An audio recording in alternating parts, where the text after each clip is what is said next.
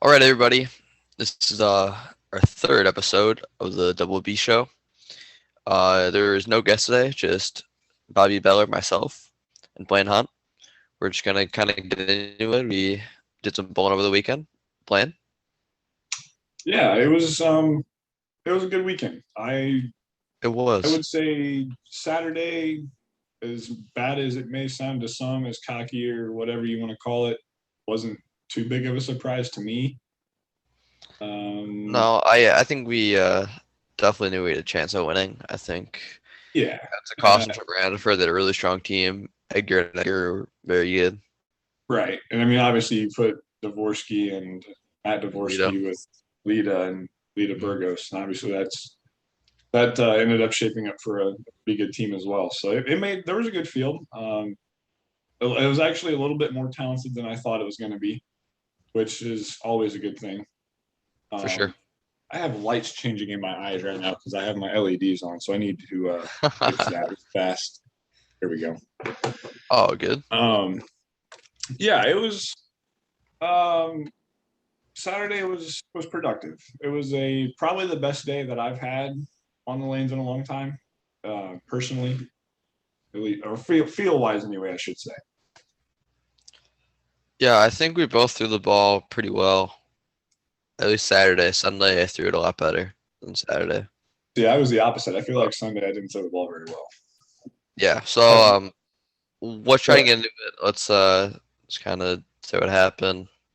yeah, so Saturday we bowled the Amateur Youth Bowlers Tour Adult Youth Doubles Tournament. You had We asked did me, I don't even know how long ago it was, but a couple months ago.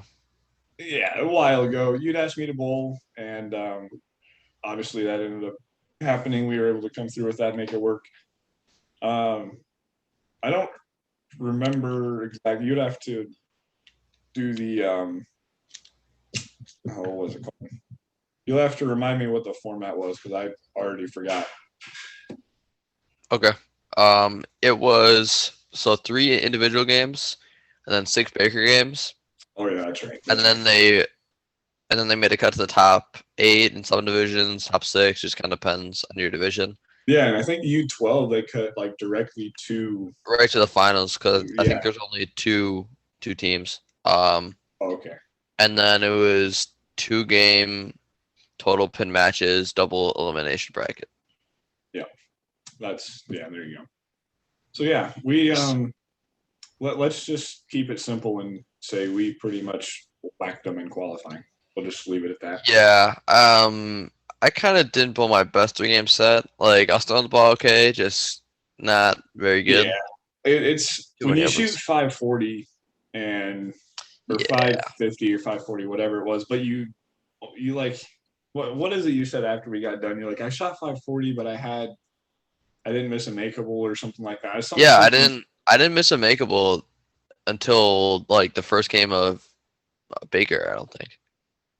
Yeah, it was somewhere in that time frame. It was just ironic because uh, I couldn't get my misses to leave makeables. Everything would split yeah, or just it not was. very makeable. I don't want to say funky because I mean it was consistent, unfortunately consistent. So it wasn't like the misses were unexpected, so to say. It was just more you just couldn't find a way to get out a 10 off of a 2-4-10 or a 2-8-10 combo, Right. stuff like that, basically. So that I mean, You kind of whacked him though. You had like 700. yeah, I was 70. I think 701. So I was plus 100 for those three, and we actually had joked before we even started and said I'll carry us through individuals, and then Bobby does all the heavy lifting through Baker, and That's kind of what happened. I mean, not really, because you still bowled really well at Baker. I But I would bowled a lot say better Baker than the individuals. I would say you carried me in the slightest because I was thinking back the other day or yesterday, today, and I want to say within the last the four games we bowled for the championship match because we had the two different matches. Right. I Um, think I missed like once, and one was a fill shot. The it was last. once or twice, maybe Yeah. something like that. maybe 3 times, depending on if you were the one that missed the 2 times in the 260 game. I don't remember who Phil or who had the. I think it would have been that would have been In me the in the in the tenth, and then Baker or wait in the yeah, finals? yeah, because we went 260, I don't 270. right. And Um, I know I missed the last shot of the 279 just because I wanted to throw a fill shot. right, and the match was already over, so it didn't matter. Right. Exactly. I want to say I was the one that missed though, because I'm pretty sure Yeah. we struck. I think we won like double No, nine we went. spare I strike think it to was the first one 9 spare, and then you struck, and then I went 9 spare, and then you struck, and then we sheeted. I think is what it was. Oh wait, is We would that have shot for 280. oh wait, I was thinking of the 278 game, my bad. Yeah, the Yeah. 78 game we went like double spare and then sheet, and then when we shot 78 again, it was front nine, and someone, which we won't name names, decided that he decided he didn't want to shoot 300 on Saturday. So It's yeah, okay. it's such a shame. It cost you $100. I know, and like 100 points. Yeah. Unfortunate. Well, if I would have known it was getting, you had a benefit out of it, No, it it's all good. We came out in it the was end. good.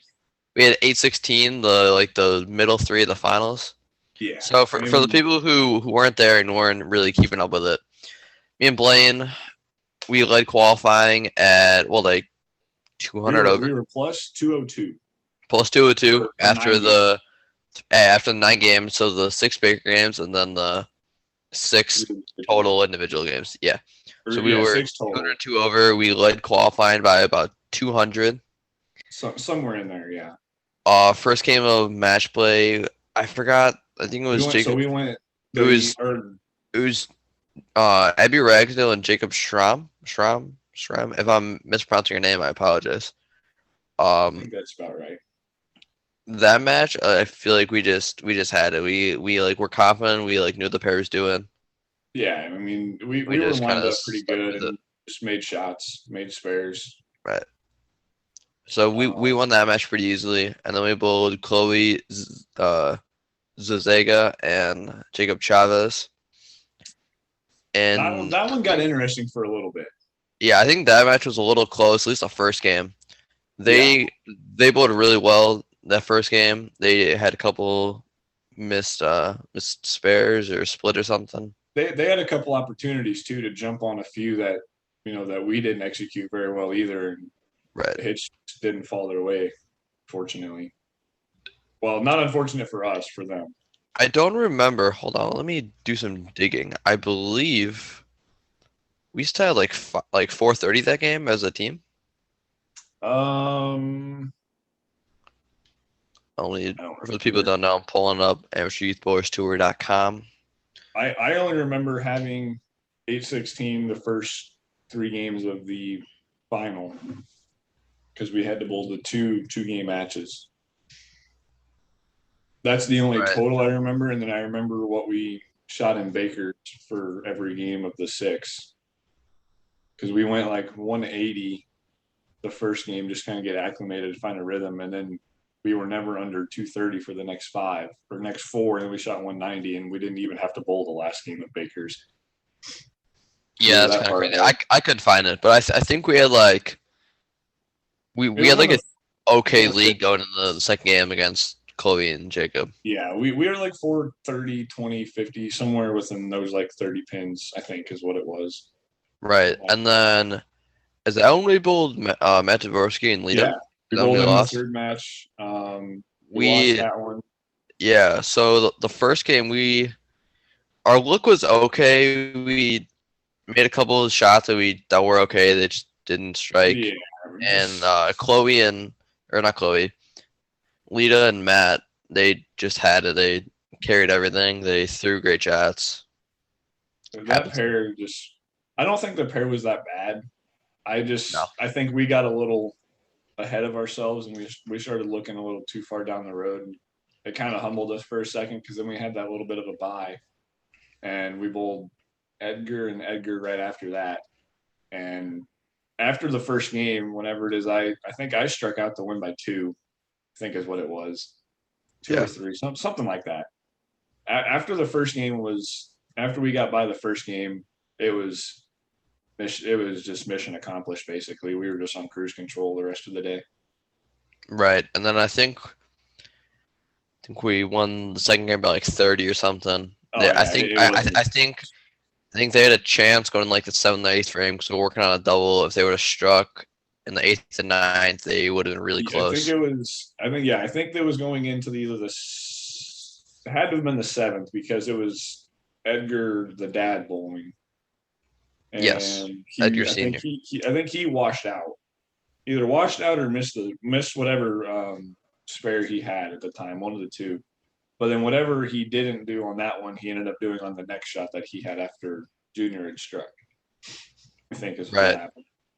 So Yeah, so we win that match. I wouldn't say easily, but second game they kind of handed it to us. yeah, a little bit. A little bit. And then we're going in the finals. I feel like we Yeah, just wanted to get revenge on Matt. well, yeah, well, then that, and then we actually got put back on the walled up pair for what we had looked like. Our look, or like how we were playing the lanes at the time, like that pair was walled up for us. Yeah, it was it matched up perfectly.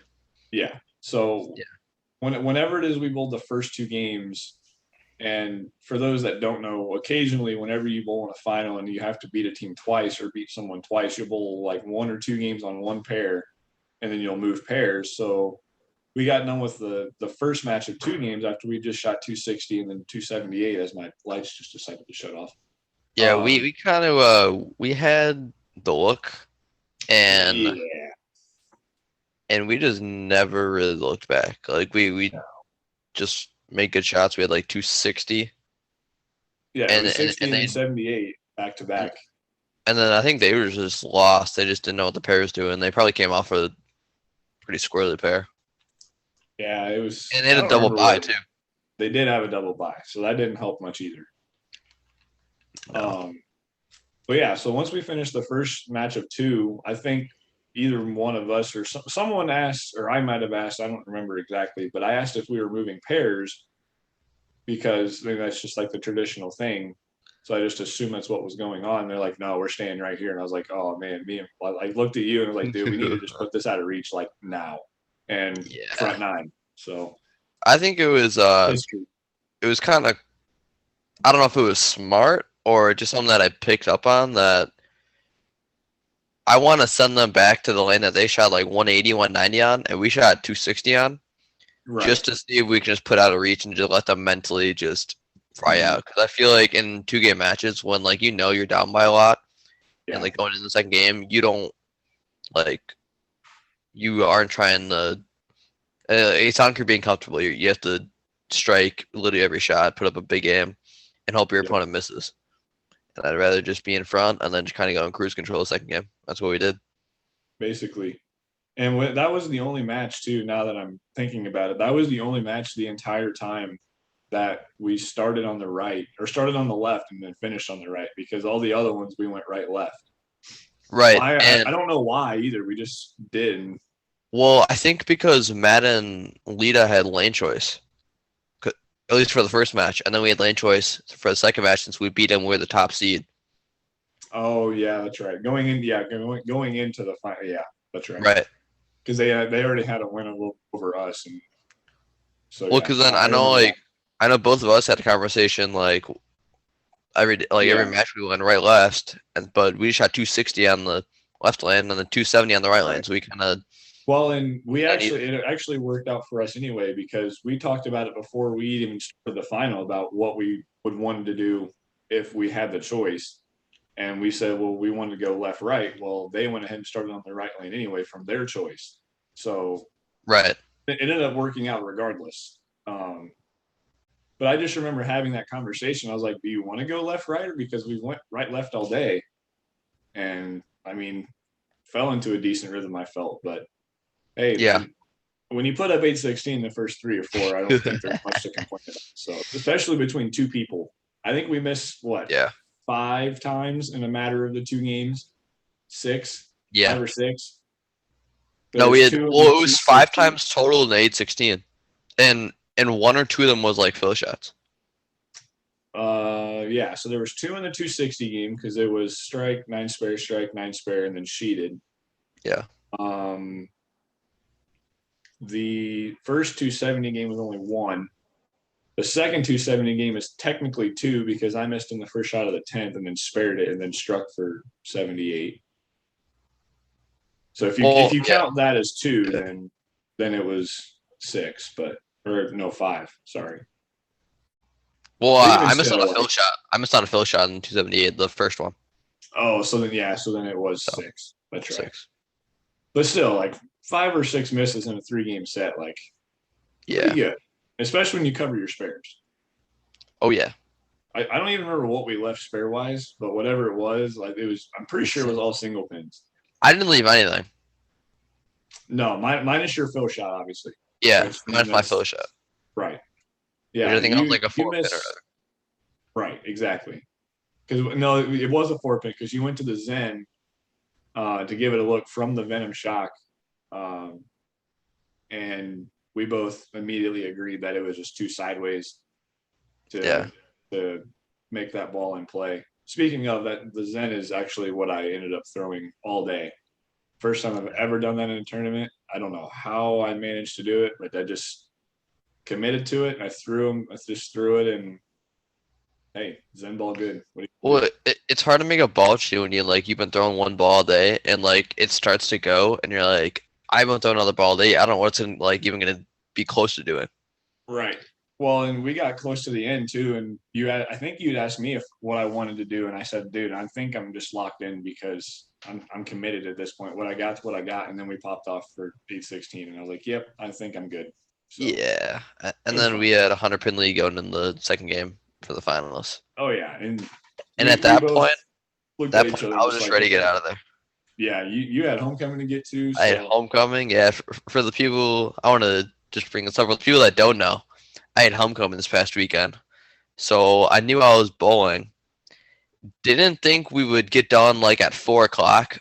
I was supposed to be at my friend's house for pictures at like 5:15. I live almost an hour away from the center that we were bowling at. Had to rush home, shower real quick, put on my suit, head to my friend's pictures, or like my friend's house for 4 pictures, go to homecoming, and then after party. It was crazy day. And after we get in the yesterday or Sunday. Yeah, right. Crazy. Yeah. So moving on from Saturday to Sunday, speaking of, I remember shooting you a text. I was on the way there and asked how you were feeling, and you said, well, I'm here. So, all right, well, I'm about the same. And you show up and, sure enough, you're here. Little did we know that, little Bobby over there was going to pop off and have himself another day. I had 450 the first 3. No, 550 the first 3. Yeah, it was the same kind of thing though, because we talked about it because we bowled pairs next to one another. It was kind of the same deal. It was your misses. You just couldn't get the trip out those, the 2s or the 4s or the 10s or the 2-4-10s combinations, stuff like that. It was the bar action. And the bar action I did have, I would leave so many corners. It's like I just couldn't find anything. Well, you weren't the only one end of the house. Yeah. No, I know it wasn't. It was Danny Labonte. It wasn't just us. I think Brandon Caruso had mentioned to me either right after he had made the flip or right after qualifying, as one of the two, that he had already left. I think he made the flip after 4 games. We made it after 5. After 5, after 5, yeah. So did I.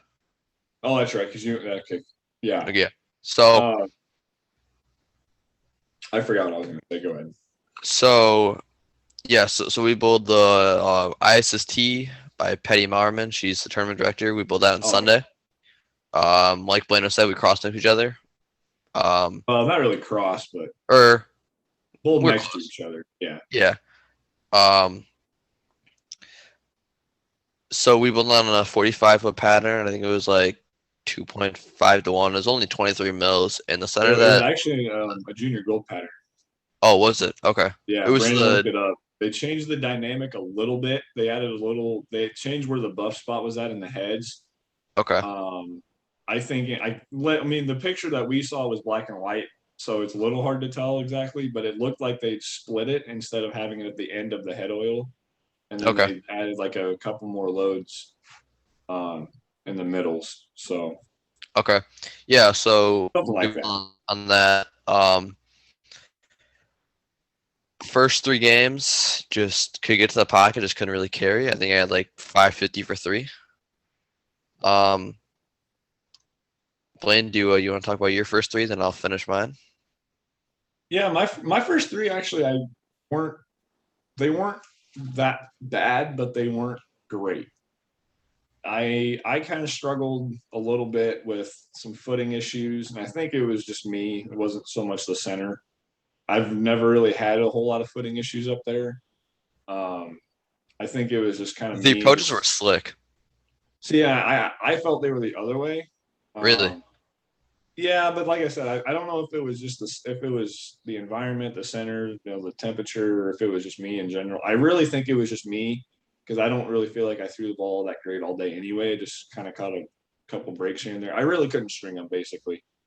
I don't remember exactly what my first 3 were. I think I was plus. I might have been. Yeah, I think we were plus.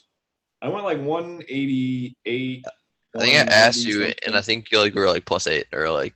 I was like plus 6 just over plus. +4. I think I was +4. I shot 604. That's what it was. Because I went like 188, 190 something, and then 226, and I got the +4. Which I was happy with. I mean, the scoring pace wasn't overly high all day, so no. I think cut was like -26. 20. I was the cut. -20. Yeah. Okay. But yeah, so I was happy with being right around even basically, and I was actually pretty happy. So I'll just go ahead and piggyback into my back 3 too while I'm at it. Yeah, then I'll just go after you. Yeah, I think I stayed right around the high 180. Actually, I went 190 something, 191, 187. The back 3, and I fell to like -20, and it was just a deal. I couldn't string more than like 3 or 4. Maybe I think 5 was my longest all day in the 220 game, and it probably should have been more than that. And then whenever I would fall off the string, it would be, some washout, something weird that was probably good enough that it could have, mixed it a little bit more, or maybe tripped, like a 2 over there, tripped a 10 out of the combo or something. And it just never really did. I don't think I had one clean game all day because of that. So, and I only missed, I think 5 is what I said in my Facebook post earlier. Yeah, you said you missed 5 makeables. Yeah, and 5 too many, but that's okay. We move on, and we go back to practice. We had a good practice today.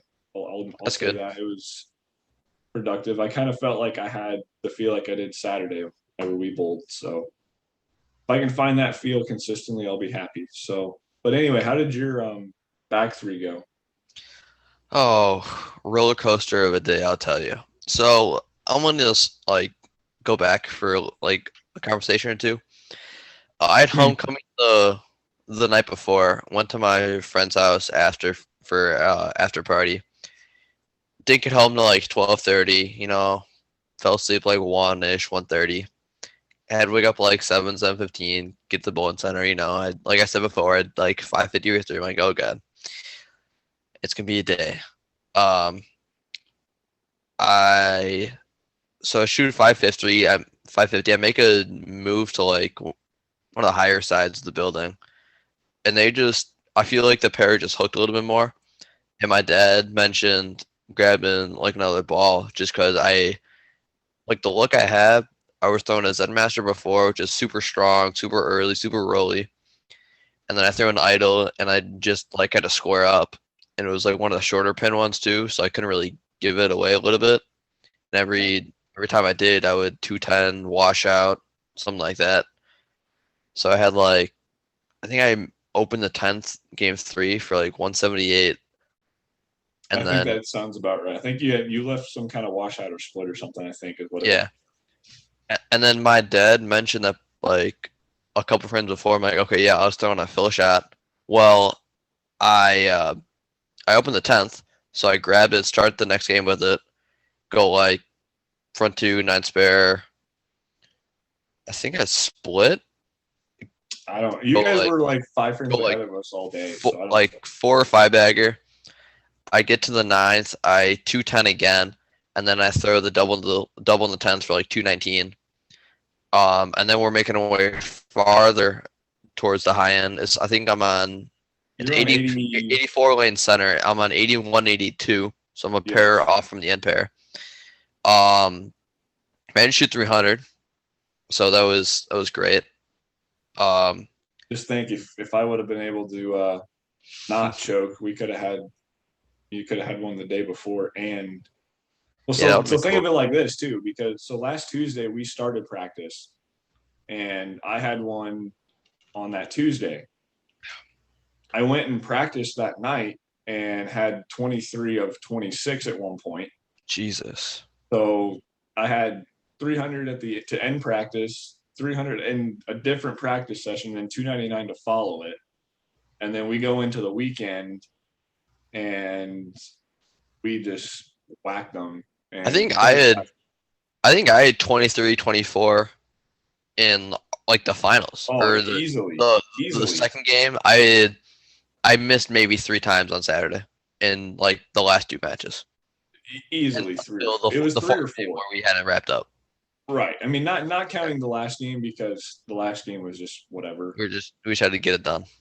I think we went from missed 6 times total to a total of maybe like 3 strikes in the last game because Yeah, I think we had 150.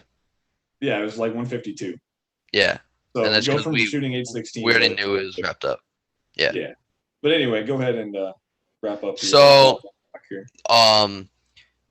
it was kind of interesting because the pair that caught game 5, sorry.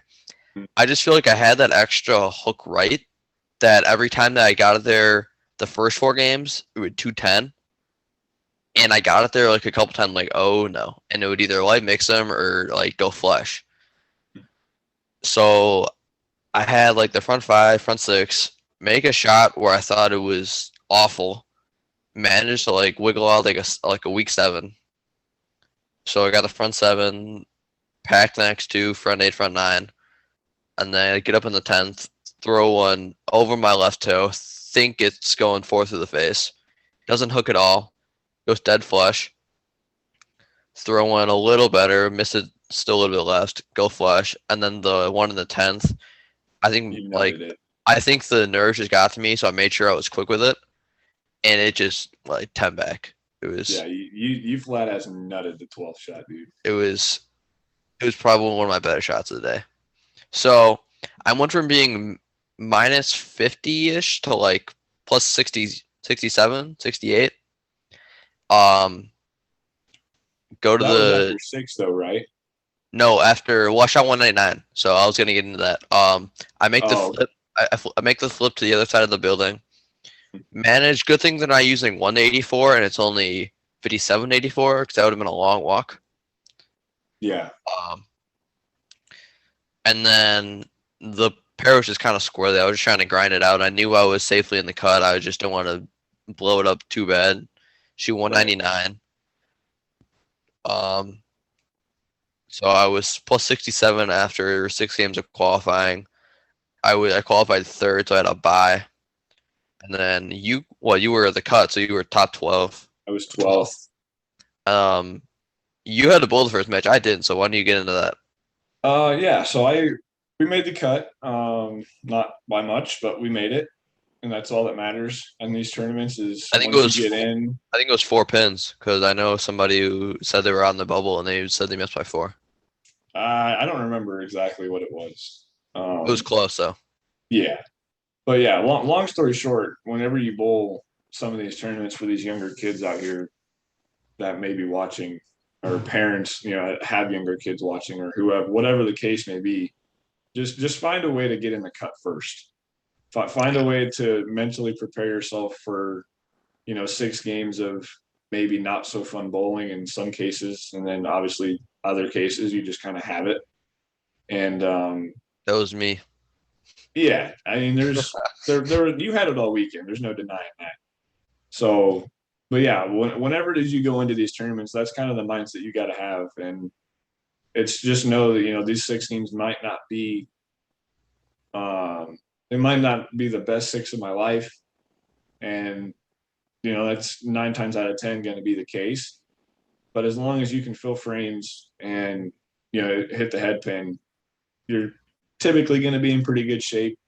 Well, at least for most of the tournaments that we bowl, the cuts Yeah, normally like around even. There's right. a couple where the pattern's really rugged, and it's like minus Yeah, 100, and there's a couple that they're not very easy or not very hard, and the cut's like plus 100. So as yeah. long as you're It, like right it, around even, it fluctuates, right? yeah, But that it's kind all of goes back relative. to a conversation we had with Vader's always being versatile, always being on top of all your tricks, and Yeah. that that's a huge thing in today's game, especially. But anyways, so we made the cut, and I was happy with that after I missed the last two ISST cuts that I'd bowled. Both I think were a combined of like 10 to 15 pins or something. So literally one or Oh, two spares could have got me in the last two cuts. Um, but yeah, I don't remember. Oh, I bowled Danny the first match. yes. Yes, you And did. he, and I respect the hell out of him. I really do. Yeah, I He, love Danny. If he's listening, he's one of my best oh, bowling friends. one He's of my better friends out there, hands down by far. But he kind of so he bowled with you for qualifying. So next to yeah, he me, did.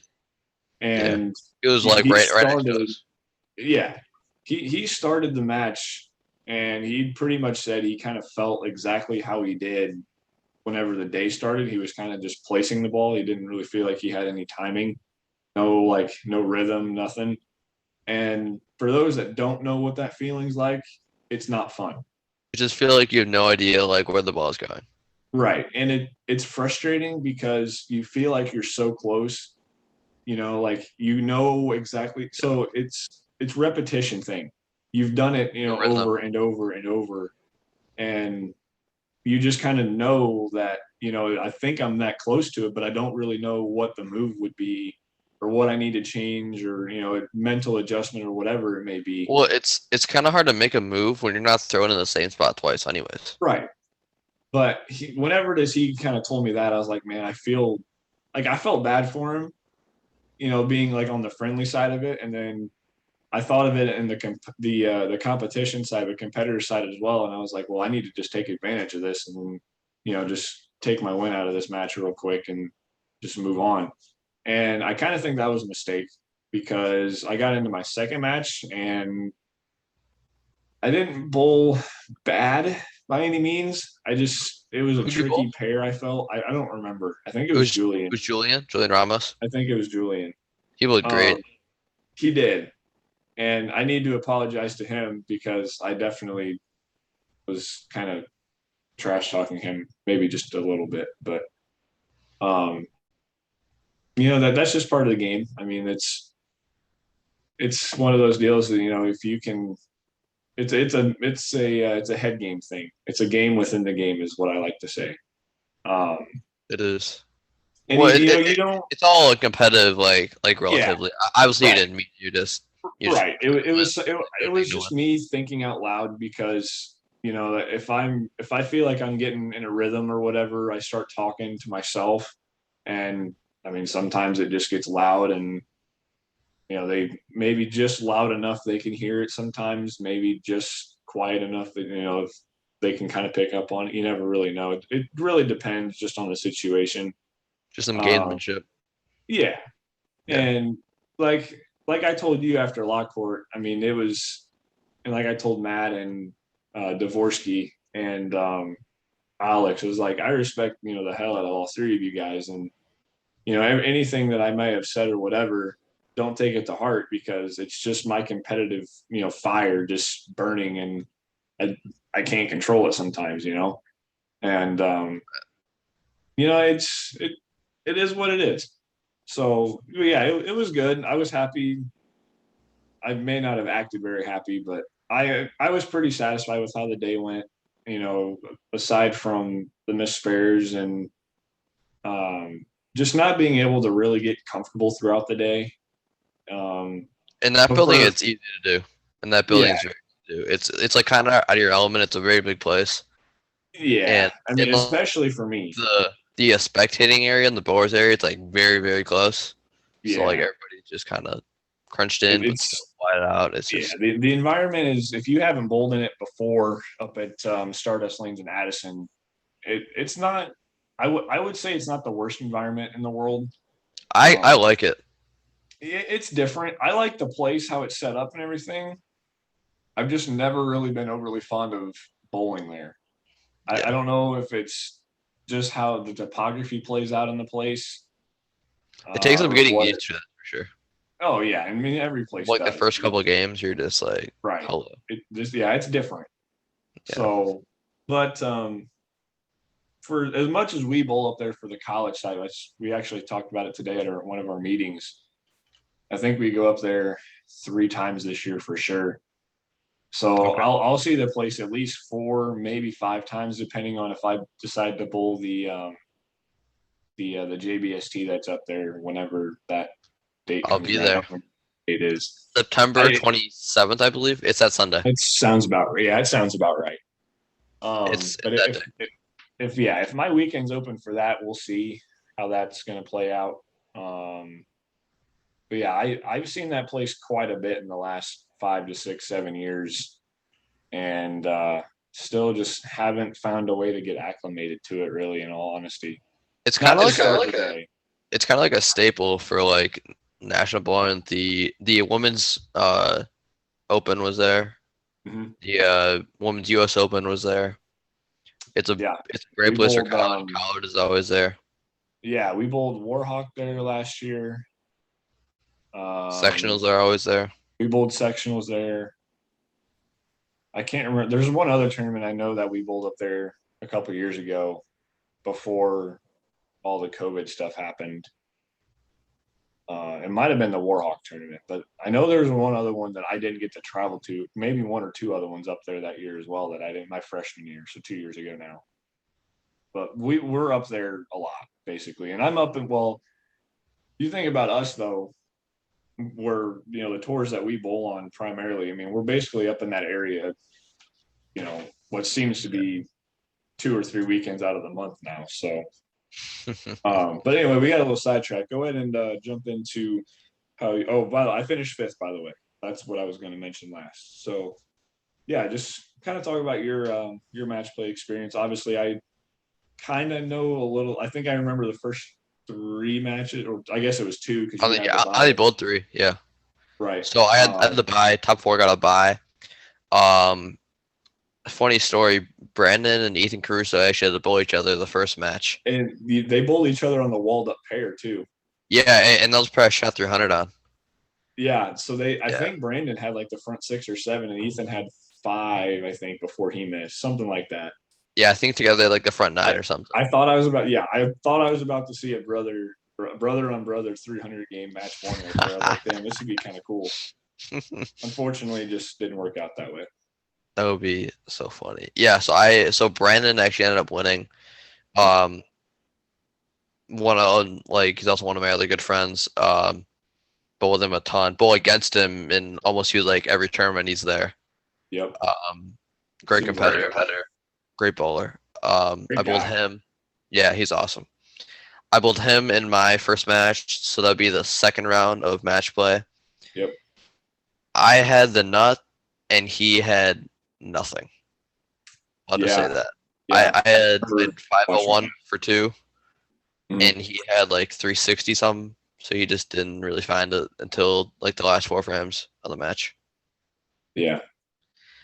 And then I bowled Alex Acosta, and I think I bowled him 2 or 3 times before, and every time I just feel like either he like just doesn't want it, or I just have it on that, like on the pair that we're bowling on. Yeah. And I couldn't tell what it was yesterday or Sunday. I had like 430, 440 for 2. I think I had him by like 20 or 30 going in the second game, and Sounds then about right. he opened a couple times. I had 2-0. Like I feel like that pair just got a little squirrely. Um, and I just kind of grinded out. I knew I was close. I just had to fill frames, and I would have been fine, which is what I Mhm. did. Um, and then I'm in the finals against Joe Ocello. Is that how you say his name? Ocello? Ocello? It was something like that. Yeah, I don't Yeah. remember. He goes to Calumet, right? Yes. He's from New Jersey. Apparently it's on Team USA or junior team. Yeah, he's He's one. He had the great quarterslip bowler. on most. Yeah, very. He Yeah, bowled with me all day. great bowler. Yeah. He bowled very, very well. Did he? Um, So did I want to know real fast? Did he change balls at all? Because I know he threw a no, supersonic through qualifying. no, he threw that both games I bowled him. And I thought he was going to go into the second game.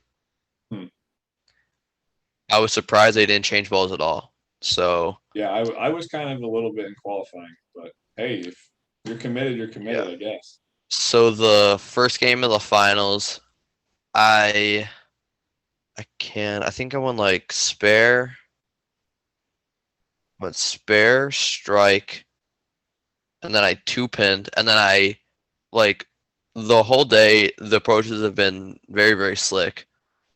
This one pair, I guess, is just so tacky. I hit it and I didn't fall, but like I put my hand down to like catch myself, so I fouled.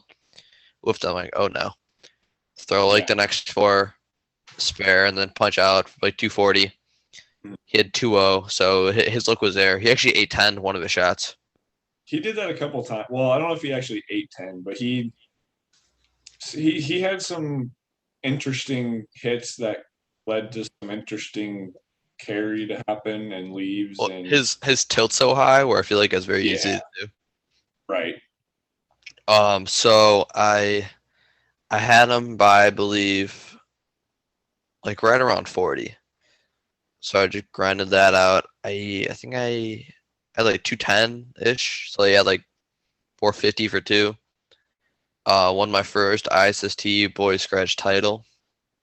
Shot 300, so got extra $50 of scholarship money.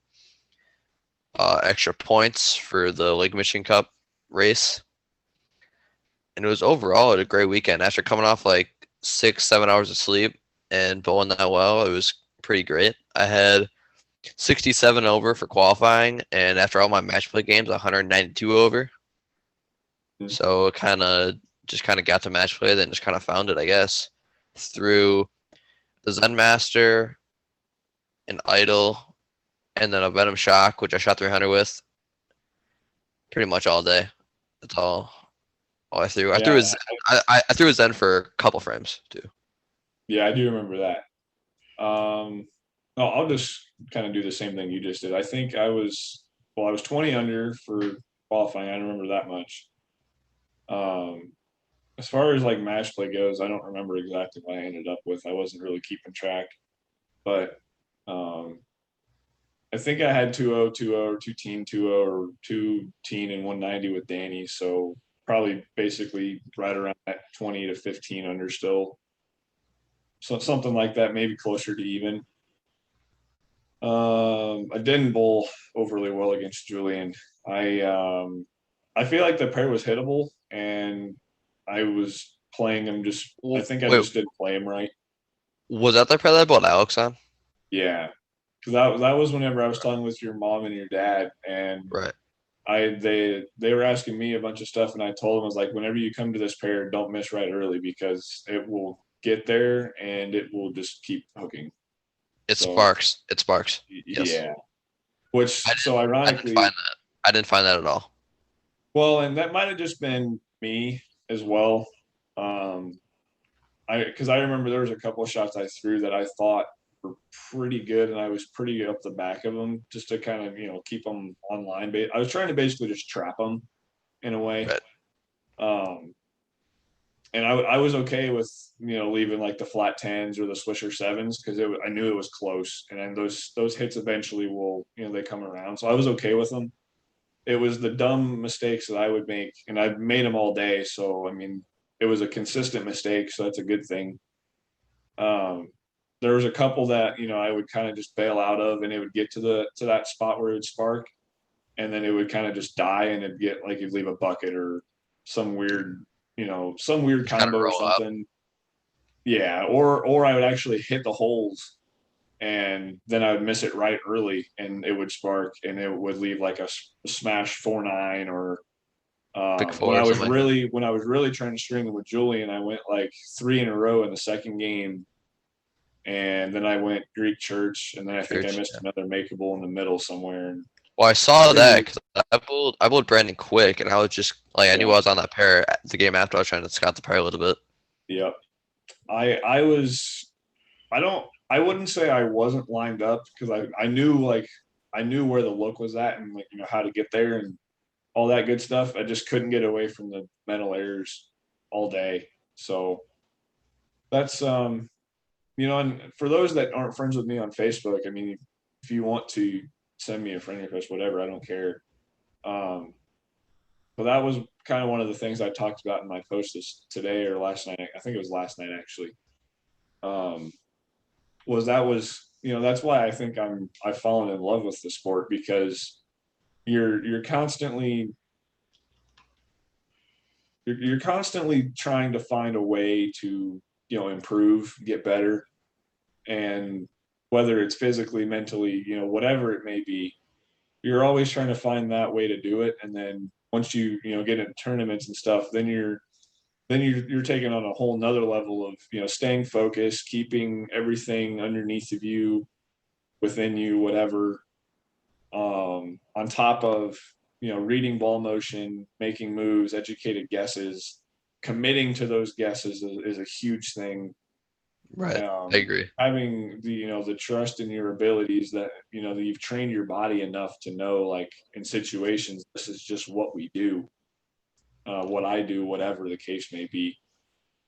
So there's a lot of stuff that and a lot of movable factors and variables that go into not not even so much just a day, but every shot, let alone um, Right. I that a lot agree. of people just don't see, they don't understand. And it's funny, we actually give one of the guys down here a hard time just as a jokingly thing during practices because he'll get up and we call him a human rain delay because he'll take like 20 seconds once he like is actually set on the approach to actually move. And we're kind of just sitting there like, you do you, like, we're not going to try and deter you from being comfortable. But in some ways it almost becomes it becomes a demon to you because you're sitting there and all you're doing is just thinking stuff through your head. And you can't tell Right. me that anybody that does that for that amount of time just sits there and they're just like not thinking about anything. So, but at the same time though, I understand, like, so when we were bowling the Baker's deal, I remember, and I mean, you can add your part into this as well. But whenever the matches get tight, I like to slow the pace down and just take my time, focus on my process, and just really commit to making a good shot. And then if I make a good one, great. And if I have a spare to pick up, well, then it focuses on getting the spare fill in the frame and just moving on to the next shot, basically. So Well, I just like to keep the pace down, slow the heart rate down, just nice and smooth, easy and controlled. I'm comfortable that way, basically. right. I think that's like why we both well together because like I like to get quick and like if I get quick I throw a bad shot and since like you're trying to keep it down like keep the Yeah. pace Well, and so and I just kind of well, like went at my normal pace. It's a bit right. quicker than other Well, people. and Like another I thing know too. Alex was Oh, really quick. So I like yeah, even I had to slow that pace down. Like whoa. yeah. The other thing with that too is, I didn't even really think about it during the day, but during the individual games, we didn't really take our time at all. Like, we were just buzzing No, through them, basically. right. Um, Well, because and I, I feel like the other teams were kind of trying to get us to bowl fast because we're one of the only pairs with three three teams on them. right. So it was kind of hard on us because, like, I didn't feel like well, I bowled fine, so I wasn't too worried about it. I didn't. That's why I'm saying I never really thought twice about what we were really doing. But Right. Once I we knew got that. into Baker's and Yeah. settled down a little bit, I think we were all right. So once we found that rhythm and it just started clicking, it, like I said before, it was pretty much just lights out. Yeah, we definitely bowled well on the weekend. Oh yeah, and I think like I said, I mean, I'm not overly happy with some of the mental stuff that went on with me yesterday. But I'm happy with how the overall weekend went. I don't feel like I threw the ball all that bad throughout the entire weekend, basically. I, at least for myself, I think I threw the ball better on Saturday than I did Sunday. I would agree. I was just For my mentally better on Sunday. see, I was Probably vice just versa. because probably just because I didn't expect too much because I knew I was on lack of sleep, like lack of energy, just trying to bowl. Yeah, and I think so. You said you were more physically sound, basically, because you just in reality. So in reality, you really it's because you really weren't thinking about it. I mean, you were Right. so lacked of sleep. You're just like whatever, just going through the motions and just whatever happens I happens wouldn't kind I of wouldn't thing. say that. I would just say I I think I cared more on Saturday. Like Sunday, obviously I cared. Like it's not like I'm Yeah, just doing whatever. I mean I won, so whatever I did worked. But I just think yeah, I was just so lack of sleep, and now I just want to get out of there. I like wanted the ball, wanted to do my best, obviously, but I was okay if I didn't because I knew like that's the yeah, reason why. right. And it's hard to set an expectation after something like that too, because then it's easier to get frustrated and it's a whole other mess whenever that whole scenario is kind of going on, so to say. Right. And I think my like both my parents they can attest to that they didn't expect too much either since Yeah, lack of sleep. and I'll openly admit it too. I didn't really expect a whole lot. Not even so much from you, from myself as well. And I this is just something I have that I've got to find a way to just black out of my thoughts altogether. If I'm bowling like a 2 day thing, or if I bowl like back to back days or whatever the case is, if I have like a really good day on the first day, then I'll come back the second day and like I'll just kind of expect like, oh yeah, well I did this yesterday, so no big deal. And then like obviously that's not the case. Or like vice versa. Like I'll bowl not overly great the first day and then come back the second day and just be like, oh, ho hum, whatever. Yesterday was whatever you want to call it. And Well, today, I think it's a lot easier to have those like super high expectations after you bowl well when it's the same Mhm. pattern, like the same environment. But when it's like completely different and it's a complete restart, Yeah. I think that's when, at least personally, I just flip the switch. Like, all right, it's new day, new tournament, new environment. Gotta do it all over again. And I just don't think I flipped it. I really don't. I like you obviously know that it's different. I mean, you're in a different place, different Right. pattern, whatever. So like the givens, those are obviously like those are just they're different. But as far as what you're thinking, that I mean that's it can be the same things, but that doesn't necessarily mean that you're going to execute the same way or you're going to that you're going to make the moves and commit to them and trust them in the same process that you did or whatever. So, I mean, the biggest thing, and I told this to Danny too, whenever he was struggling the first couple of games, is if you're, this can go as a valuable tip for anybody as well. If you're ever just kind of just not some, it's not even so much like a struggle, I don't think. It's just kind of just like a dragging thing of, that, you're close feel wise, mental wise, ball reaction wise, and you're just kind of missing something, don't make like any huge adjustment. Just continue to trust your process, get through everything, and just trust it. 9 times out of 10, and that's just something that I've done in the past, 9 times out of 10, that's probably going to drag you out of any kind of dragging struggle or whatever you want to call it. And I think it's really because you're more focused on, like, so for me, I go up, wipe my ball off, whatever, and I'll get the fan with my hand, and I do like 2 slides with my foot on the approach, and then I'm good to go. So like if I'm ever struggling or whatever, that's just kind of what I revert to, is just going through that process. And once I'm on the lanes, ball in hand, it's the computer just shuts itself off and you just go up and bowl basically. And that was just Right. something I didn't do very well yesterday. Was the process was there. And I feel like I trusted the process really well all day. It was once I got on the approach, the computer just never really shut itself off. It was like, you know how when you go on your computer and you want to shut it down, it's like, okay, are you sure you want to shut it down? Blah blah blah blah. Like that was what was going on. I was like, are you sure you want to not do this or not think about that or whatever? And it was just, I'm Right. not going. And so yeah, it was still a good weekend though. I'm happy with it. So no real complaints from me.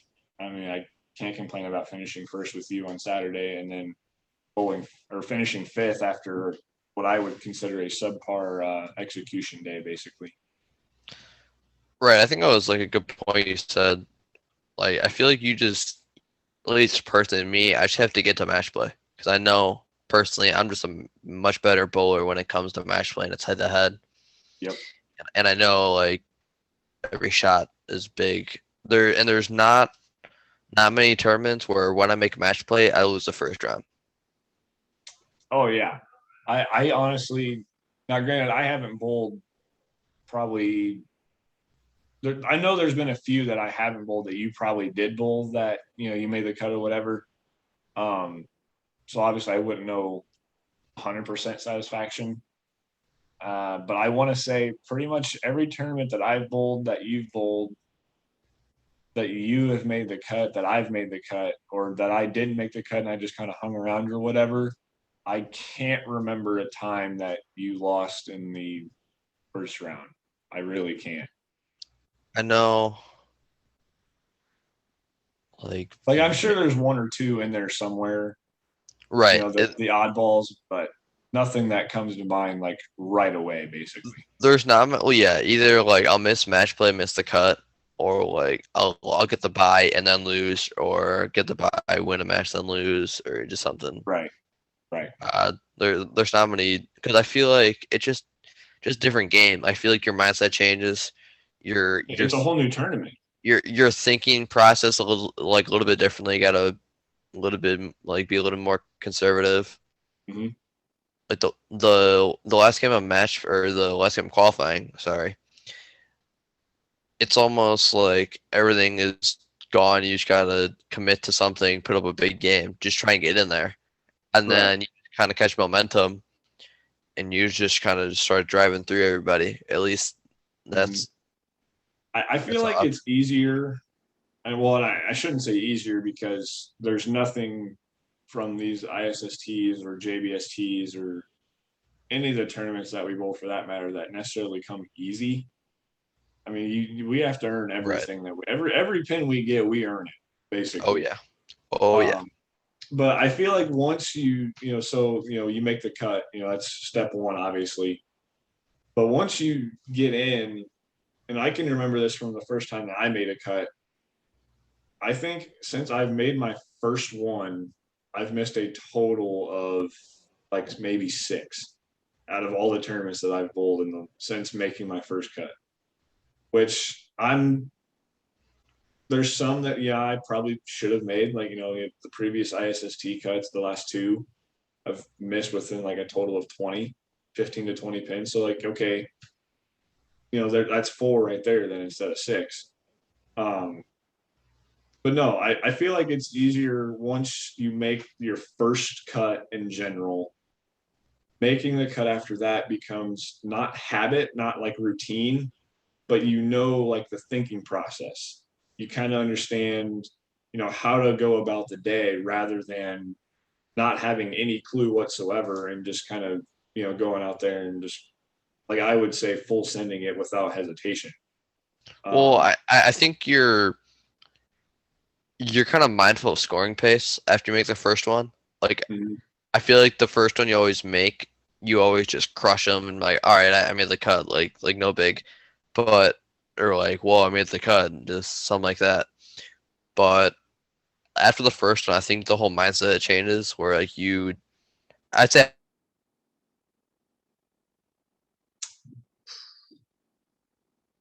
Bobby, I lost your audio, buddy.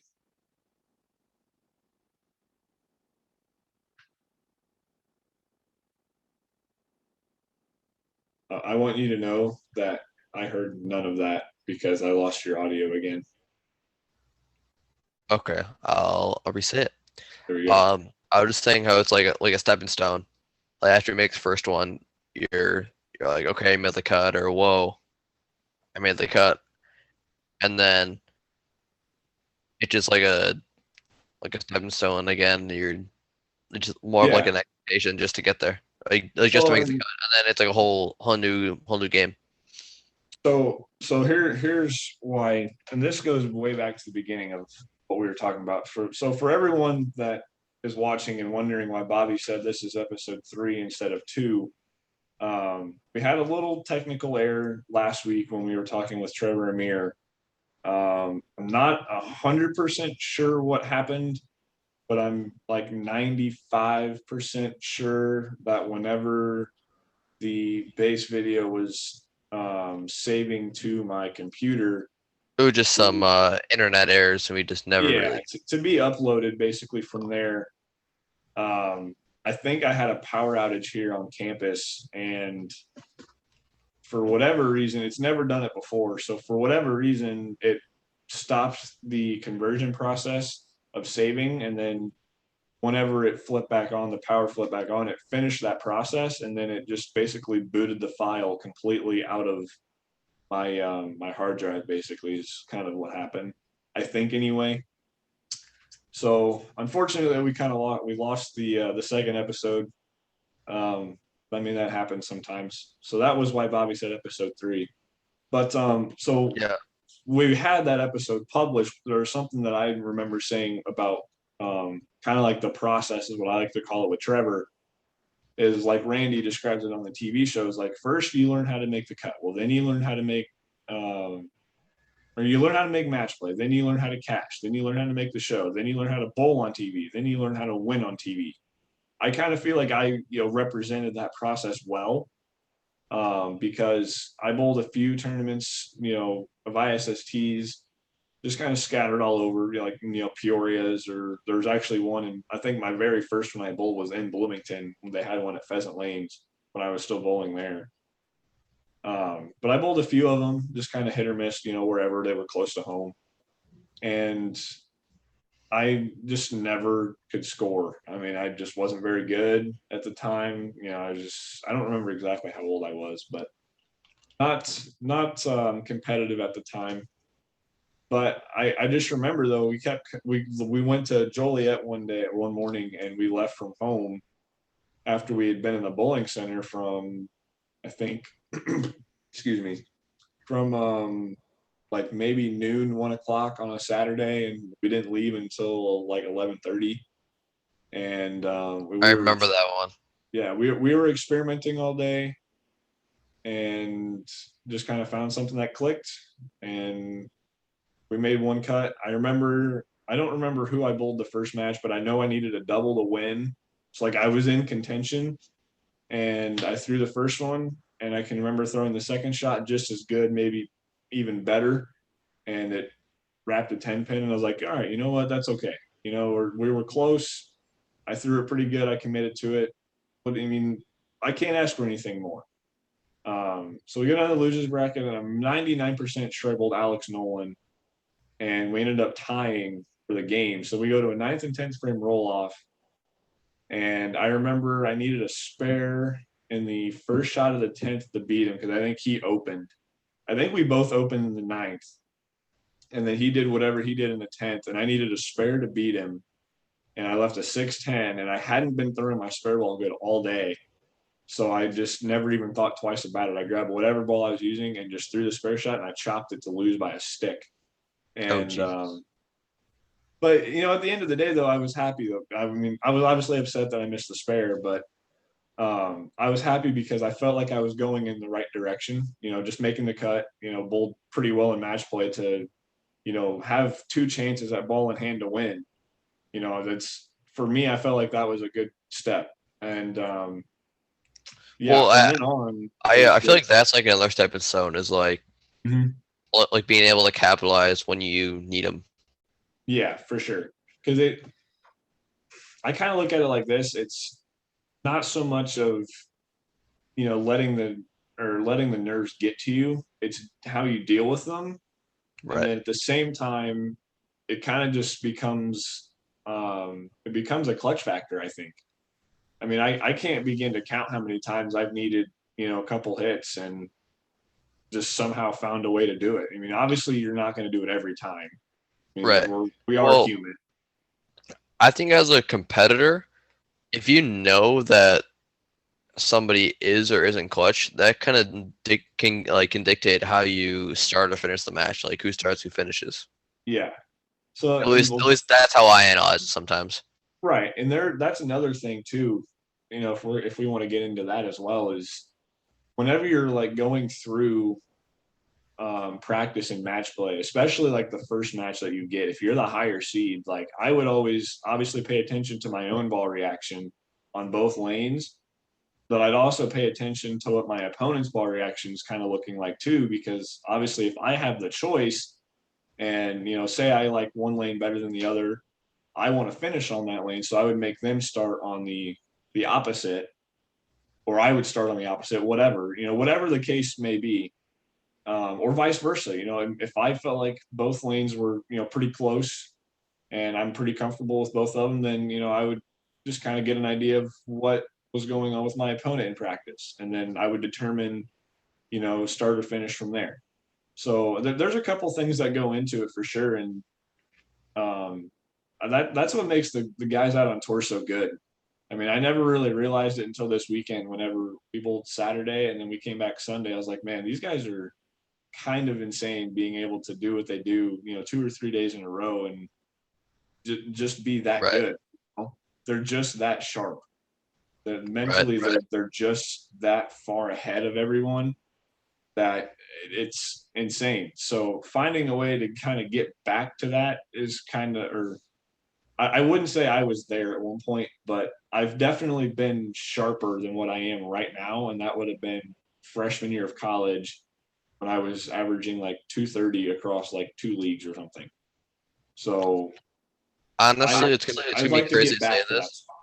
It's gonna be crazy that I'm gonna say this, but I agree. Like I feel like I've been sharper than I am right now, no doubt. Well, you know what? And me and my dad had a conversation too. And if he's watching right now, you know, bless up to him because that man is in the best spot of my life right now. But anyways, we had a conversation the other night, and he said, you're throwing the ball so well right now that you're that close to becoming, the best in our little region or in town at the time or for now. And I don't really think about that kind of stuff. I just go about my business and practice how I want, whatever I feel I need to do to get better for that day or whatever. And if people want to look at me like that, that's fine.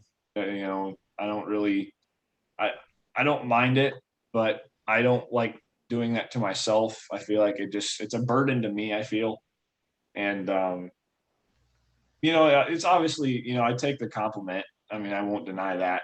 So there's a lot of people up in that area that have seen me kind of progress in the last few years or so that know kind of where I came from. And I will say that, I've been to a couple of tournaments in the past where, I maybe saw someone, 2 years, 3 years prior, and then I don't see him again until, down the road basically. And they'll recognize me, by my face, whatever, by my voice, and we'll have a conversation. and then we'll go and get, we'll get bowling, and they come down and they look at me and they go, "Damn, what have you done in the last couple of years? Because like you're actually kind of insane now." And that, it's just something I've heard in the past, and Right. it, I don't know, it's something that, when I was that mentally sharp, I was probably, there was a, well, actually, even before that, there was a time I was in the bowling center, like, I want to say from March and April, within those 60, 61 days, whatever the total number of days in those 2 months is. I want to say of those 61, I spent maybe like a total of like 9 or 10 out of the bowling center. So there was a couple, like, I was bowling every day or 6 days, maybe an occasional 5 day week. But I was just, that's what I was doing. I'd go to school and then I'd get done and I'd go practice. I'd go to school and go practice. I'd go to school, go to football practice, and then I'd go practice. So I was doing whatever it is I had to do at the time to try and just stay sharp. Um, Here recently, I feel like I've kind of changed my practice around a little bit to where I don't focus so much on how often I go practice, but more of what can I accomplish within one practice. If that means I have to practice, a couple, like an extra hour or whatever, so be it. Um, but sometimes I don't even, I'll be honest, I don't even walk in with a practice plan at all. I kind of just show up and bowl, and whatever it Just is kind of I go by the feel on, feels. Yep. right. Like I'm more of a That's kind of feel how I am. guy. So, if I Me walk too. in and, I go through, I kind of do have a little bit of a plan, because like I'll go through like my arrow drill kind of in a way, like up till I think I get to like centers, kind of where I have like a base starting point. Um, Center and fifth arrow, I think, is kind of where I stop. But like I'll go through that, and like, throughout the whole time, I'll kind of just pick out like whatever just doesn't feel great, and just kind of work on that for a little bit until I find something that's working, and then I'll move on to the next thing. Um, yeah, I'm just a feel guy, basically.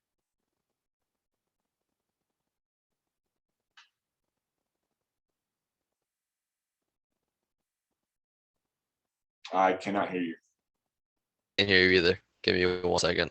I can hear you now. There we go. Now we go. Okay. There's just like two more talking points that I want to get to, and then we can get out of here. Yeah. Perfect. One is like kind of like my practice plan too. I think it just depends what the bowling center is like has going on. Like Yeah. if they're going to be busy and I can't really put out a pattern, I'll just kind of go in, get warm, figure out like kind of see how I'm feeling. If I'm throwing it pretty well, I try and put up some scores, just trying to keep like just kind of stay sharp, kind of work on Mhm. spares, obviously.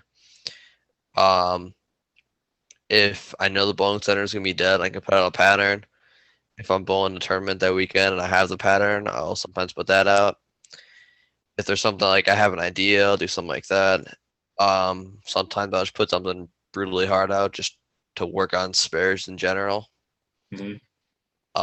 It just kind of depends, honestly. Or if I know I'm gonna be going to like junior gold or SYC, and I know it's gonna be a short, medium, long. Normally, I just put out shorts because I can't bowl on that enough. Right. Because I know I'm bowling house shots and just stuff like that. Just stay bowling. Um, yeah. So I think it just depends. I think I, mentally too. It's like you can just kind of go through not really situations, but just stay in the right mindset. and so I actually kind of do put myself in situations. Um, Obviously, you don't get, like the same complete satisfaction, or like the same feel of, being nervous or anticipating or whatever. Adrenaline's not at the same level, but I feel like it's done me some good, just to like know that, hey, this is, I put myself in this spot in practice 2 weeks ago and I did it. So I know I can do it, Right. but something else you talked about too is it's not even so much about sometimes not like what you bowl on. So like over the summer, where I practice at, we put out like a couple different patterns throughout the summer. Like we'll just leave one out for like a month, a couple weeks or whatever, and then we'll switch it up and do something different. But like through the season, we don't do that. We just leave out the house shot all winter season, fall season, whatever. But but I tell the guy, so Dave, his name's Dave up there. What I tell him is I don't necessarily mind practicing on the house patterns because I just want to.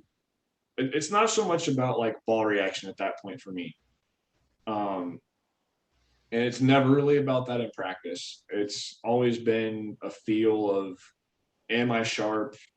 What can I improve on? What do we have to tweak? In the physical game, what do we have to tweak right now to get back to where we would like to be, or um, what can I add into my bag of tricks, or whatever.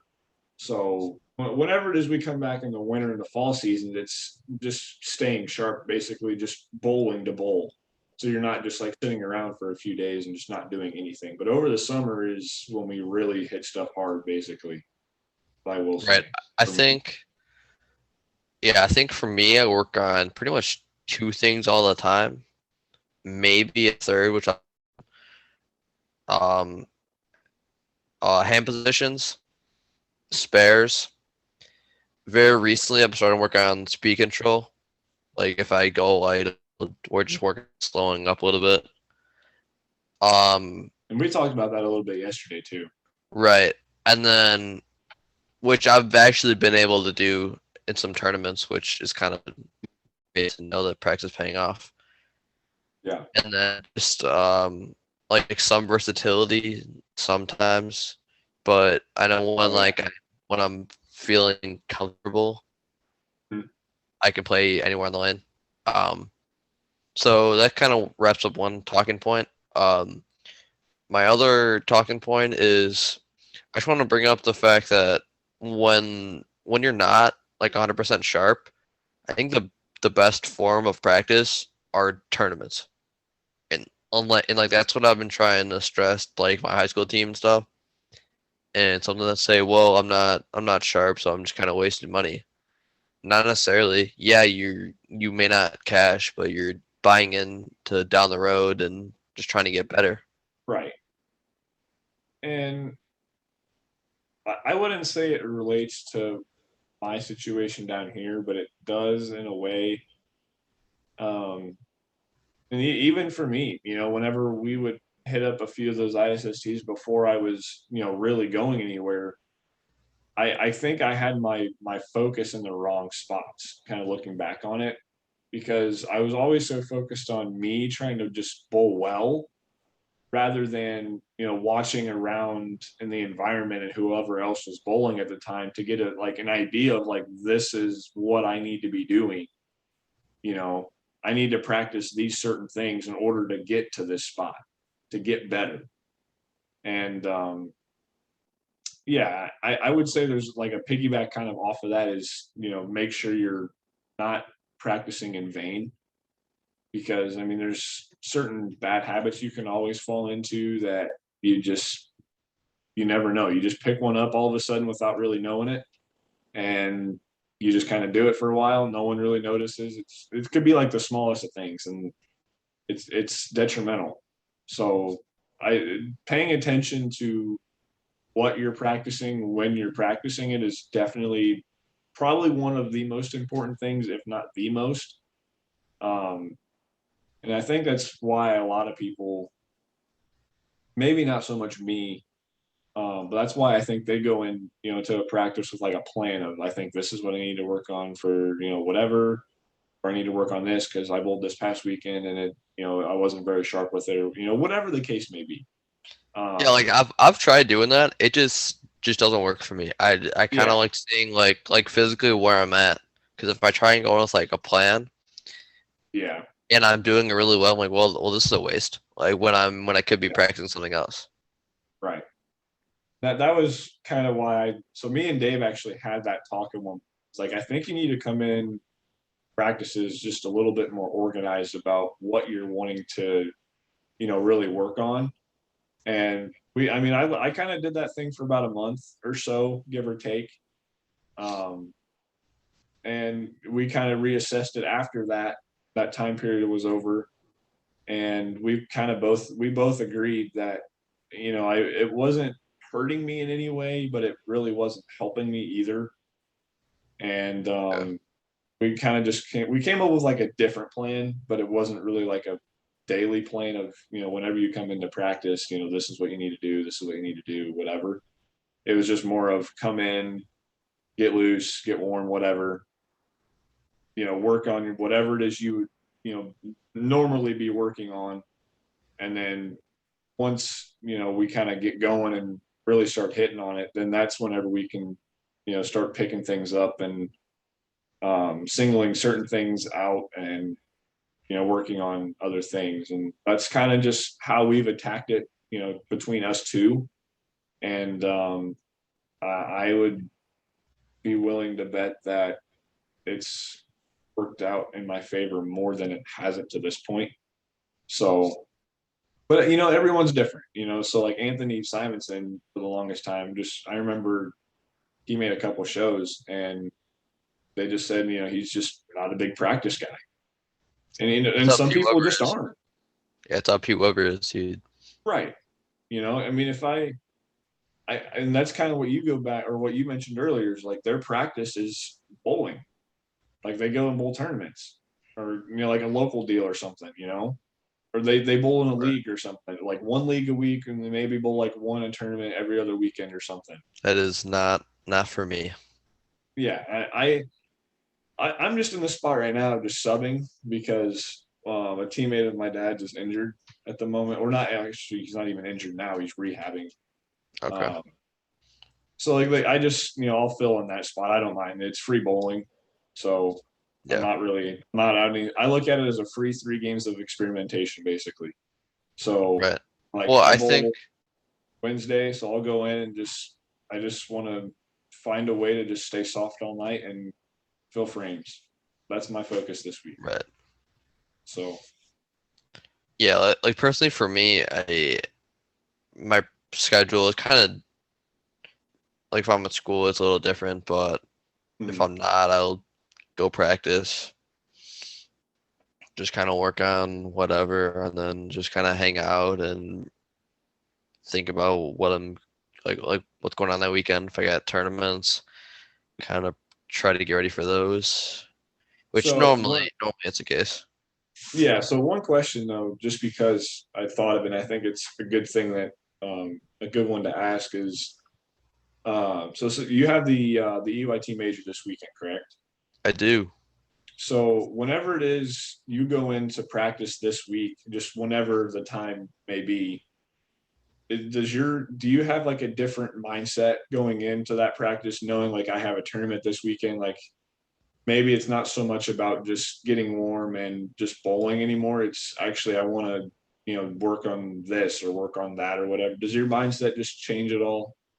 It does a little bit if I may throw some balls that I know I'm going to be throwing at the tournament. Like I'm Mhm. pretty sure there's going to be a short, medium, and long pattern. So I'm going to be throwing some purple balls probably this week at some point. Um, kind of just mentally preparing, just try and be versatile and everything. This week I'm gonna make a big emphasis on spares. Mhm. Hand positions. Yes, like yes and no. Like I'll do everything that like I normally do, plus some extra Right. stuff, just to be extra sharp, like the best I can. Yeah. Yeah. And I'm kind of the same way. Um, maybe not so much here lately. I mean, I I think, like I just try to take advantage like as full as I can, pretty much. yeah, I mean, long story short, that's just how it is. And I mean, like for an example, I think before we bowled in Lockport that day, I went up and practiced the day before, and it was like a solid 2.5 hours worth of practice, basically. Um, and How long do you practice for normally? um, it depends. I mean, I don't focus so much on time anymore. I focus just more on um, it's not about the quantity, it's about the quality. That's kind of where I'm at right now, anyway. And it. I would say occasionally. More often than not, I'm probably like in the hour and a half range, give or take. Maybe like a Yeah, half that's about hour where I'm at. in there, something like that. Anyway, it's nothing too crazy. Um, Do I you only went really 2.5 just because I felt like I needed to work on a couple other things that I just hadn't done in a while. So I was, just working on certain things that, I just needed to get sharp again, basically. do like you bowl like extra length just so you know when it comes to games 8, 9, 10, 11, 12 that like the energy will be Sometimes, there. sometimes, yeah. I And a know good example of that is when we came back and bowled in Wauwatosa. Um, I got through one the first, well, it would have been last summer. in December or No, no, no. oh The okay last summer okay JBST, yeah, like the the time very ride first event back, yeah the basically. time ride yep Yeah. So I remember vividly getting through 6 games pretty handily, like pretty easily, no problem. And I hadn't really practiced a whole lot prior to going up there either, because we hadn't been open that long. The state hadn't been reopened that long yet. I think it But was closed up by me still I want to, yeah, I think so. so Um, I was months without bowling a tournament. yeah, I mean, everyone was in the same boat. Um, I just remember getting through 6 games pretty easily, and then I got through the first match of match play pretty easily. And then basically right as we started the second match, I could feel like my legs starting to go, and like I can't remember the last time that I felt that way before that.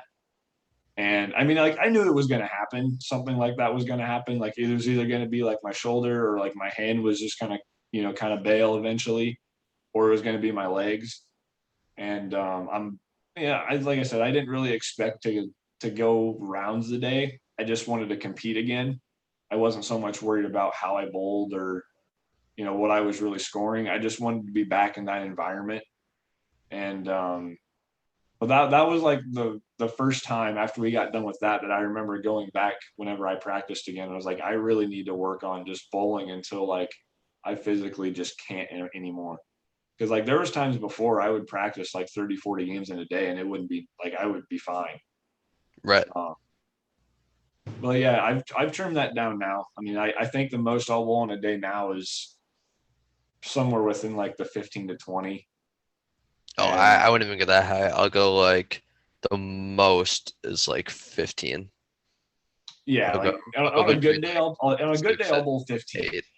Yeah, good days I'll probably venture out to the 10 to 15 number. Um, and well, I'll put it this way: two or three of those games is pretty much spare shooting at this point. I won't Okay. even deny that. No, I just So work spear shooting into my regular yeah, game. yeah. Like if I'm not practicing by games, like I actually don't practice by games in a whole lot anymore in general. I just kind of go like again by like the feel. But Yeah. at some point, like throughout my practices, I'll implement like a half-hour session or 45 minutes, depending on how it starts out or how it's going. Of basically just strictly spare shooting, or like if I'm with someone else, I'll have them just kind of like I'll have them kind of goof off basically. If it's someone that's not really like trying to focus on anything specific for practice, like they're just kind of just there. I'll have them throw like a first shot, and then whatever it is they leave, I'll just pick it up, or I'll throw at it or whatever. So it gives you a little bit of a different, taste. I'm always trying to find something different. Basically, is all it really amounts to. Yeah, I don't shoot a whole lot of just spares, and if Mhm. I only do when I like either I'm super lost, just not really comfortable shooting anything, Yeah. or if like I know I'm gonna be like it's a hard event and I'm gonna be shooting a lot of spares Mhm. that week. I do use like I don't even know what it's called. It's like the Storm like circuit spare system. I don't know if you've seen it. Mhm. I'm sure it's It's easy to find. for the first and sixth frame you shoot 610 or yeah, so first frame 610, second frame 4.7, third frame 3.610, fourth frame, 247, and then a strike shot. Usually I'll just throw the spare that like I'm struggling with the most. Yeah. Or like the 10th frame, I'll throw a strike shot. And Mm. I just like kind of do that for maybe I like 1 or 2 I kind games. of did something similar. It wasn't so much by the game. It was more of I would throw like a certain number of 10 pins in a row or 7 pins in a row or like a mixture of both and then throw a strike shot or just something like along those lines kind of is, what I would do is like I have to earn, throwing, what I would consider a strike shot at the time. Like if I really want to throw more strikes, though, I got to get more accurate. How do I get more accurate? I throw out more spares. That's kind of how I looked at it for a while. So, um, yeah, that about covers everything on my end. I mean, we got the weekend and we jumped into a little bit of some practice tips and some other stuff. So I would say, yeah, that's everything I got. I mean, is there anything else that you wanted to touch up on? I know you mentioned those 2 talking points, but I don't remember if there's anything else. Um, Anything that's popped up into your head all of a sudden by any means? I don't think so. Just looking forward to bowling this weekend. I got some buddies coming in to stay with me, so it should be a fun Yeah, day with the boys. that'll be good. That'll be good. I need to try and get I need to try and get up there at some point and just kind of come around and hang around and watch or something. Well, you guys bowling Joliet, right? Juliet, yep. Hmm. So Juliet I might have 10 to use I think you can Saturday. still bowl it. Oh, I know you I'm said you not. Yeah, I'm not going to end up bowling. I'm yeah, just going to your be stuff in going the on. area. Yeah, I'm going to a buddy of mine's party that week or this weekend. But I'll be like, what time do you guys start Saturday? I believe 9 a.m., 8 or 9 a.m. It's, the typical whatever it is. Yeah, Tiandra's normally pretty normal about that stuff. yeah. So I might just have to just leave here at whatever time and kind of just come and hang out for the day maybe. I mean, because I don't have to be up in wherever it is. I can't even remember where we're going now, but wherever it is we're going, I don't have to be up there until like 6:30, 7 o'clock. Yeah, So I I have all I day. think we bowled 2 squads that day. So Yeah, we bowled it's right. probably short and a long, and then mediums the next day. Yeah, something like that. So yeah, I'll have to. I'll definitely just try and pop in at some point. I mean, I don't see why it'd be too big of an issue. So No, it should be fun. yeah, and maybe if Justin is willing, we can get a plug. Hopefully. Well, I'll try to pull some strings. I'll see what Yeah, yeah. I mean, he is uh, staying with you after all. So he is. So to the viewers out there, we're gonna try and get our Trevor Amir episode redone, be recorded. re-uploaded. Yep. This episode should be before that. I apologize for saying episode 3. It is episode 2. Was gonna be Interior, episode yes. 3, Yep. but Technical we difficulties and apologize. We yeah, apologize. We will try to be a little it's bit in the better with process. scheduling. Yeah. Um, kind of the schedule is still about once a week. Yeah. We're trying to record around every Monday. Just kind of depends on our guest. That's about all Like I have. obviously weeks like this, we don't have to worry so much about the guest aspect of it. But Right. in Trevor's case, just to clear that up a little, is it's it's no fault of anybody. I mean, it was No, a technical thing, and then trying to it reschedule happens. him, he even admitted to us it's just not going to be the easiest thing to do. So I figured, and I think we talked a little bit yesterday too, is it was just going to be easier for this week anyway to just be us two, just kind of, as we said, just shooting the shit, basically recap Right. the weekend, and um, in your case, kind of look forward to what you got going on this weekend, and yeah, that was pretty much what we kind of just agreed on, and I don't. I mean, it just is what it is at this point. So To we apologize all the again for people out that. there, Yeah, we got some pretty good guests coming up. I'm not gonna spoil anything yeah. yet, Stay, but stay tuned. definitely gonna be some fun episodes. Like, subscribe, tell your friends, Yeah, and we'll be do back. everything. Throw everything you can at this video for the We for the can. future, but just don't throw the kitchen sink, and it'll all be fine. Yes. I Well, promise. we got like five subscribers. Try and get that to like 50 by Yeah, next. we're getting up there, so it's a start. We're Start starting, somewhere but and just work your way up. we're getting Uh, close. one other thing I want to say before we go, just because I can't just not say it anymore now, and I feel like it's just going to be our thing. Zen ball good? Zen ball is in fact very good. So Indeed. thank you guys for tuning in. Until next time, I'm Blaine Hunt, your co-host of Bowling with Double B. I am Bobby Beller, other co-host, And and we'll see you guys next week. yeah, we appreciate the views. So we'll see you guys next week.